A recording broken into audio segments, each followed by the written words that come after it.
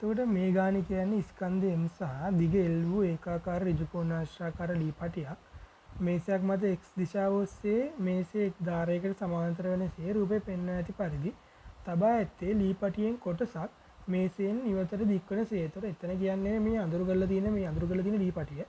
ඒක තියෙන විදිය තමයි කියන්නේ. ඒක රූපේ දැක්කමත් ඕගන්න අදහසක් එනවා. right. ලී පටියේ ගුරුත්ව කේන්ද්‍රයේ සිට මේසයේ කෙළවරට දුර x නෝට්. ලී පටියේ ගුරුත්ව කේන්ද්‍රය g ඒකේ ඉඳන් මේසයේ කෙළවරට දුර කියන්නේ දකුණු පස කෙළවරට දුර x නෝට්. ඒක රූප පෙන්වලා තියෙනවා. right. එතකොට දැන් මේ ස්කන්ධයේ සිම්පල් m වූ කුඩා කුට්ටියක් පටියේ වම් කෙළවරෙහි තබා x දිශාව ඔස්සේ ඊට ආරම්භක v වේගයක් දෙනවලු. right. අපිට කියනවා පටිය සහ කුට්ටිය අතර ගති ඝර්ෂණ ගුණකයේ මෙව් අපිට අපෙන් අහන්නේ පටියේ පෙරලීම සඳහා කුට්ටියට දිය හැකි අවම වේගය. right. ඒතර කොහොමද දැන් මේ පටිය පෙරලෙන්නේ කියලා බලමින් බලන්න ඕනේ. එතකොට රූපය ඇඳගත්තොත් එහෙම මේ තියෙන්නේ පටිය. හරි. එතන යාගේ හරිමැද ගුරුත්ව කේන්ද්‍රය තියෙනවා. මොකද මෙයා ඒකාකාර එක්කෙනෙක් කියලා මුලින්ම කියලා තියෙනවා. මේ තියෙන්නේ මේසය. මේ තියෙන්නේ මේසය. හරි. එතකොටම වෙන පාටක් ගන්න. මෙතන තියෙනවා අපේ සිම්පල් m ස්කන්ධය. හරි. මේ තියෙන ගුරුත්ව කේන්ද්‍රය කැපිටල් G. යාගෙන් බර ක්‍රියාත්මක වෙනවා මෙයාගේ බර ලී පටියේ බර කැපිටල් mg. හරි. එතකොට මේ දිගෙන් පෙන්නලා තියෙන එක මම පෙන්නන්නේ මේකේ. එතකොට මේ රයිට්. ඒතර කොහොමද මේක පෙල්ලෙන්නේ? හරි. එතකොට මෙයාට මෙන්න සිම්පල් m ට කිසියම් වේගයක් දුන්නොත් එහේ මෙයා ටික ටික එනවනේ මේ දකුණු දිශාවට. එතකොට එද්දි හරි මේකේ ඝර්ෂණ කතාවකුත් තියෙනවා. ඒවා හිතන්න එපා. කොහමද එයා දකුණු දිශාවට එද්දි මොකක්ද වෙන්නේ? එතකොට මේ වගේ තැනකට මෙයා ආවොත් එහෙම. හරිද? මේ සිම්පල් m කියන එක නම් මේ වගේ තැනකට ආවොත් එහෙම ඒ සිම්පල් m ගෙන් ඇති කරන ගූර්ණය හරිද මොන ලක්ෂ්‍ය වටාද මේ කියන්නේ මෙන්න මේ මේසේ ධාරේ වටා මෙන්න මේ ලක්ෂ්‍ය රතු පාටින් මම ඩොට් එකක් දැම්මේ අන්න ඔය ලක්ෂ්‍ය වටා ගත්තොත් මෙන්න මේ සිම්පල් mg ගෙන් ඇති කරන ගූර්ණය සිම්පල් mg කියන්නේ බර ඒකින් බරෙන් ඇති කරන ගූර්ණය මොකද්ද වෙන්නේ අර ලී පටියේ කැපිටල් mg බරෙන් ඇති කරන ගූර්ණයට විරුද්ධ වෙනවා දෙන දෙපැත්තක් රයිට් එතකොට වාට තේරෙනවා හදිස්සියවත් මේ කැපිටල් mg නෙමෙයි සිම්පල් mg මෙන්න මෙයාගෙන් හරිද මෙයාගෙන් ඇති කරන ගූර්ණය මේ කැපිටල් mg ගෙන් ඇති කරන ගූර්ණයට වඩා වැඩි වුණොත් මොකද වෙන්නේ මේක පෙල්ලෙනවා සරල දෙන්නේ රයිට් එතකොට අපෙන් අහන්නේ අවම වේගයක් රයිට් ඔයා දන්නවා පෙරලෙන්න මොහොතකට කලින් මොකද්ද වෙන්නේ ගූර්ණ දෙන්න සමාන වෙන එක ගුණේ යන්තම් සමාන වෙනවා පස්සේ චුට්ටක් කැඩිච්ච ගමන් පෙල්ලෙනවා ඉතින් අපි ගාව මෙතන මේගොල්ලෝ අහන්නේ අවම වේගයන්නේ රයිට් ඒතර අපි බලමු මේ සිම්පල් m එක කෙනා සිම්පල් m ස්කන්ධය කොතනට ආවොත්ද මේ ගූර්ණ සමාන වීම වෙන්නේ කියලා. එතකොට ඒක අපි ගන්න එකද මේ විදියට. රයිට්. එතකොට ඒගොල්ලෝ කියලා තියෙනවා මෙන්න මේ දුර x නෝට්. මම වෙන පාටක් ගන්න. මෙන්න මේ දුර x නෝට්. හරි. අපි ගමු මෙන්න මේ සිම්පල් m එක කෙනා මෙන්න මේ මේස ධාරේ ඉඳන් y කියලා දුරක් ආවොත් තමයි මේ ගූර්ණ සමාන වීම සිද්ධ වෙන්නේ කියලා. රයිට්. එහෙනම් අපි ගූර්ණ ගමු. මේස ධාරයේ වටා. එතකොට මම මේක ගොඩක් එහෙම ලියන්නේ නැහැ. එතකොට මේ ලී පටිය මගින් ඇති කරන ගූර්ණ ලියතකි mg වාරයක් x නෝට්. හරිද? ඒක සමාන වෙන්න ඕනේ. සිම්පල් mg වාරයක් y. අන්න උතරින් ඔයාලට y එනවා. හරිද? g to g කැපිටල් කියලා mx නෝට් බෙදීම සිම්පල් m. අන්න. දැන් ඔයා හොයාගත්ත. එහෙනම් මෙන්න මේ සිම්පල් m ස්කන්ධය මෙන්න මේ y කියන තැනට මේ y කියන දුරට આવොත් තමයි ගුණ සමාන වීම සිද්ධ වෙන්නේ. ඒතකොට එතනදී අපිට ගන්න පුළුවන් ආසන වශයෙන් පෙරලෙනවා කියන. හරිද? කියන්නේ පෙරලෙන්න ඔන්න මෙන්න අවස්ථාව. රයිට්. ඉතින් අපි බලමු දැන් මේ මෙන්න මේ සිම්පල් m ස්කන්ධය එන්නේ මොන මන්දනේ යටතේද?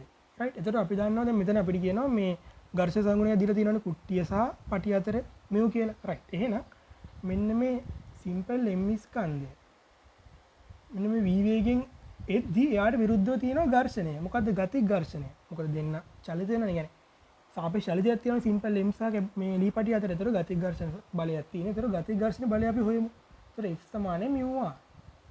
සාමාන්‍යයෙන් ගතික ඝර්ෂණ සංගුණකයට කියනවා μ හරියට මම මතක නැහැ ඒක. කොහමරි F සමානයි μ r වලින් අපි ගමු F සිම්පල් F සමානයි ඒකල දිලා තියෙනවා ගතික ඝර්ෂණ සංගුණකයේ μ මේ R වෙන ප්‍රතික්‍රියාව වෙන්නේ මේ සිම්පල් M ගේ බර. මේ R වෙන එතකොට mg. ඉතින් ඒව හැම එකම ලියන්න ඕනේ නැහැ. හරි. එතකොට මෙන්න ඝර්ෂණ බලය. හරි. එහෙනම් අපි හිතමු මෙයා ඈත් වෙන මන්දනය මොකක්ද කියලා මේ සිම්පල් M මොන මන්දනයටද දෙන්නේ. රයිට්. එතකොට ඒක වන්න හොයත හැකි. මන්දනය ගන්න වට පුළුවන්. F සමානයි මේ පාරක් දාන්න. හරි මේ දිශාවට. එතකොට ඝර්ෂණ බලය මොකද්ද? μmg. මේක හදන්න ක්‍රම දෙකක් තියෙනවා. පස්සේ අනිත් ක්‍රමය ගියා දෙන්න μmg. එතකොට සිම්පල් M මේ මෙන්න මන්දනය. එතකොට මෙයාගේ මන්දනය තියෙන්නේ μg. එතකොට මෙන්න මේ සිම්පල් M ස්කන්ධයට කිසියම් ප්‍රවේගයක් දුන්නොත් මෙයා එන්නේ මෙන්න මේ μg කියන මන්දනය යටතේ. රයිට්. එතකොට මේ ඔයා දන්න මන්දනයෙන් එදි මොකද්ද වෙන්නේ? ටික ටික ප්‍රවේගය අඩු වෙනවානේ. රයිට්. එතකොට ප්‍රවේගය අඩු වෙමින් ඇවිල්ලා ගාන්ටර y කියන පිහිටුමේදී නතර වුණොත් මොකද වෙන්නේ? මේක පෙල්ලෙනවා. රයිට්. එතකොට බලමු අන්න එතකොට අපි ගමු දැන් මෙන්න මේ μg කියන මන්දනය යටතේ. හරිද? මේ සිම්පල් M කියන එක්කෙනා මේ කෙලවරේ ඉඳන්. හරිද? එනවා අර පිහිටුමට. හරිද? මේ තියෙන්නේ අපේ උඩ රූප බලන්න. හරි. එතකොට මේ තියෙන්නේ මේසය. රයිට්. මෙයාට v වේගයක් දුන්නා. එයා එන මන්දනය මොකද්ද? මොකද μg. රයිට්. ඇවිල්ලා මෙතන නතර වුණා. හරි. එතකොට බලමු මේ දැන් මෙතන අපිට පොඩ්ඩක් දුරවල් ටිකක් බලන්න වෙනවා. රයිට්. එතකොට අපිට මෙතන කියලා තියෙනවා මෙන්න මෙතන තමයි ගුරුත්ව කේන්ද්‍රය තියෙන්නේ. මේ ටික x නෝට්. හරිද? මේ ටික මොකද්ද? L බෙදීම දෙකනේ. මොකද ගුරුත්ව කේන්ද්‍රය තියෙන්නේ හරි මැද. රයිට්. එතකොට මේ ටික y. එතකොට y කියන්නේ ඔයා හොයාගත්තා y සමානයි mx නෝට් බෙදීම කැපිටල් M x නෝට් බෙදීම සිම්පල් M. එතකොට මෙන්න මේ මුළු දුරම මෙයා එන්න ඕනේ. කියන්නේ මෙන්න මේ මුළු දුරම ඇවිල්ලා මෙයා අන්තන් නැවතුනොත් හරිද? මේක පෙල්ලෙනවා. රයිට්. එහෙනම් අපිට ගණන් තියෙන්නේ අපි ගන්න ප්‍රවේගය v කියලා. අපි දන්නවා මොකද්ද? මෙතන තියෙන්නේ අපිට අපි දන්නවා මෙතනදී මෙයා නවතින්න ඕනේ. ප්‍රවේගය බිඳුව වෙන්න ඕනේ. ඒකට තමයි මේක පෙල්ලෙන්නේ. එතකොට මෙතනදී අපි ආරම්භක ප්‍රවේගය v කියලා ගන්නවා. අවසන් ප්‍රවේගය දන්නවා. හරිද? සහ දුර දන්නවා. මන්දනය නැත්නම් ත්වරණය දන්නවා. එතකොට මොකද්ද ගැලපෙන සමීකරණය? v වර්ගය සමානයි u වර්ගය දාන 2as. හරිද? v වර්ගය සමානයි u වර්ගය දාන 2as දාන්න. එතකොට පසු ප්‍රවේගයේ බිඳුවක් එන්න ඕනේ.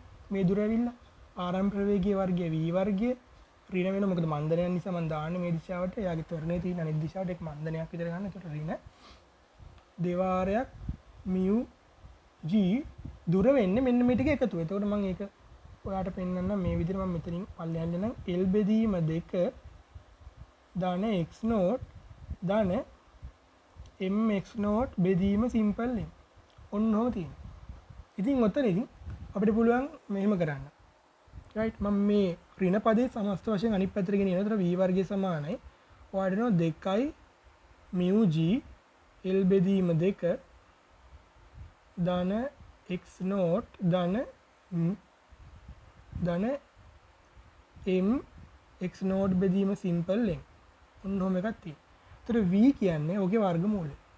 එතකොට 2 mu g මේ පැහැදිලි ඕගොල්ලෝ ගන්න හදාගදී ඔයාලට තේරෙනවා. මෙතන මේ පොඩ්ඩක් mu සහ m පැටලෙනවා මේ ටැබ් එක නිසා. x nought m x nought බෙදීම සිම්පල් M. ඔන්න ඔක තමයි උත්තරේ. රයිට්. එතකොට ඕක තමයි ක්‍රමය. තව ක්‍රමයක් තියෙනවා ශක්ති සංසයන හදන්න හරිම ලේසියෙන්. ඒත් මම මෙතන ඒක ගෙනාවෙන්නේ මොකද මෙතන අර සාමාන්‍යයෙන් දැන් අර ඒල් පටන් ගත්ත ගමන් ළමෙක් නම් තාම ඒ කියන්නේ මුල හරිය. ඒතර මේක මේ සිස්ටම් එක ඇදුවොත් අවුලක් නැහැ. මේ ගානේ අර ඔය වෙන දේ හිතා ගන්න යන්නේ හදන ක්‍රමය නෙමෙයි වැදගත්. ඒ කියන්නේ කොහොමද මේක පෙල්ලෙන්නේ? කියන්නේ කොහොමද මේ කොහොමද මේ ස්කන්ධයක් දකුණු දිශාවට චලිතී මේක මේ ලී පටියක් පෙල්ලෙන්නේ කොහොමද? අන්න ඒක තමයි වැදගත්. හරි.